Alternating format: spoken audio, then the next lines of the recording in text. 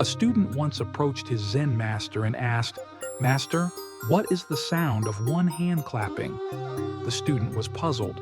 He thought deeply, clapping his hand against objects, waving it in the air, but he found no answer. Days passed, yet the riddle remained unsolved.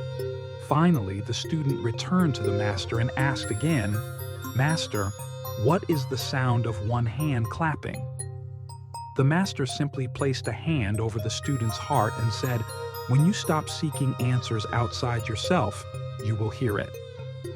Not all answers come from sound or logic.